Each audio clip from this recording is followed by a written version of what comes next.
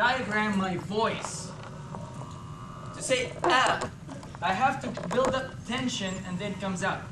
Actually, not that much tension. It's like ah, I have to build up for it. Ah, versus ah, ah. It's always constant. Al-Hamza has a tension belt, whereas the ha is very smooth. Alright? I don't think there should be a problem with the ha. I know some of the brothers in the Pakistani subcontinent, they say the ha, they mix it with the ha, the next letter. But we'll talk about that inshallah individually. The next one is ayn. Again, to pronounce the ayn, what do I have to do? Put alif plus this. This is a difficult one. Ah. Oh. Yeah. Big mess. I know, this is not easy. Right, where's the exit of the ayn? Al-ayn is not a friction. Al-ayn is a collision. Good thing here we have one of the brothers who's studying linguistics, so he can verify this with all of this. Inshallah, I get more notes about it. He's studying specifically the exits of the letter. By the way, I was talking to him about this before, and I was asking him, you know, the sound comes out this way, it comes out that way, it comes out this way. He's like, oh yeah, did you not? Oh, no. What is that scholar, the scientist who made it? What's his name?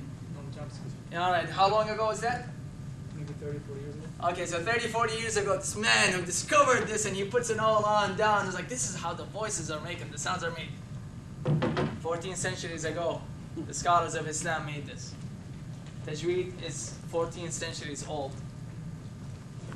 So anyway, al-ayn, let's use a different color for the ayn because it's really difficult. It's red. Ayn, ah. It actually has to collide in a specific point. Ah. Listen, it's ah. There's a collision. There's something where it hits something else. Ah. And then it continues out. And it is higher than the hamza and the ha. Ha, ah. I know you will have a difficulty saying this. Ah. As in, let's say, alameen. Probably a lot of you are going to say alameen. Alameen. Okay? This is a difficult point. A, I, u. Who has problems? Raise your hand.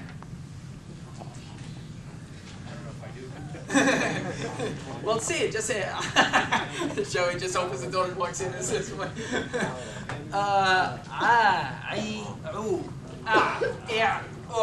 if you cannot see a clear distinction between the a sound and the a sound, you have a problem.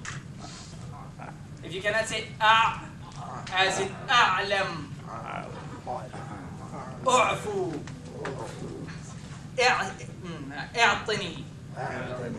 If you have if you are saying or saying then you have a problem.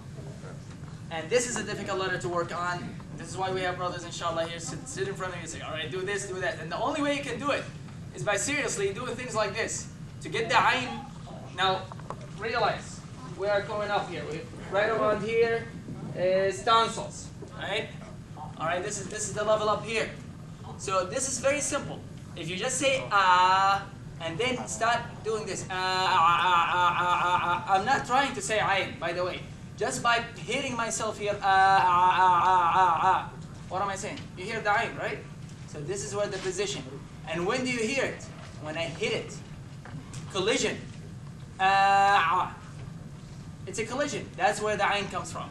You have to realize it has to be a collision, a strong, specific point to get this letter.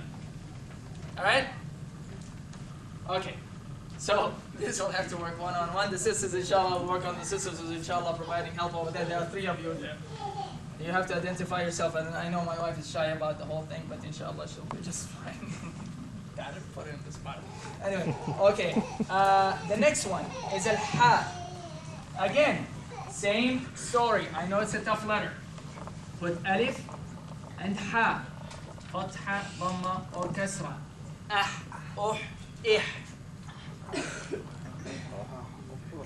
Don't say Don't say Don't say oh.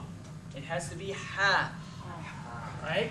Now, here's some people, mashallah, pronouncing that. The ha is a friction. And it's higher. And it's because now the friction is getting higher and more spots for it, it actually is creating more heat to it. There's more friction that's creating more heat. That's why when you say ha versus ha, you feel there's more heat in your throat from the friction. There's more friction happening in your throat that creates more heat inside of your throat. Ahmed. This is my most important letter you have to know.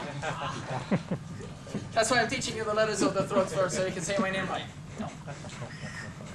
This is how they taught Tajweed, subhanAllah. This is how they began. Okay? So, also, that means you have to try to say this. Ha, he, and who. Nuhiha.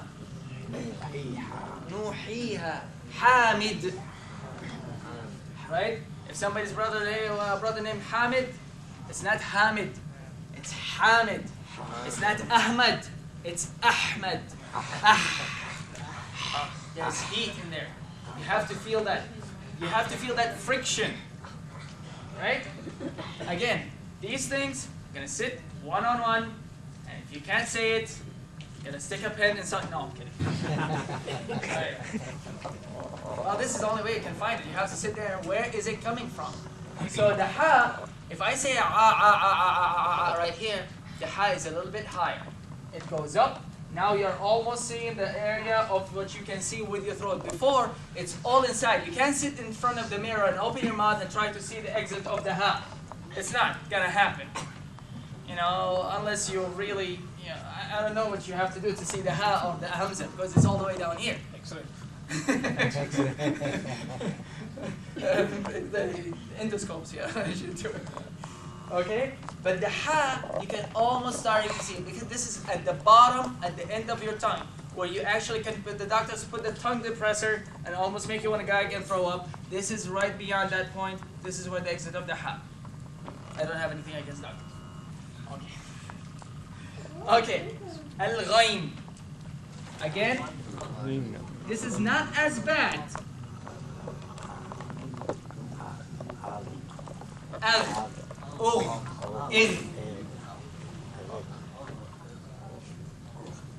Just somebody heard somebody says agha.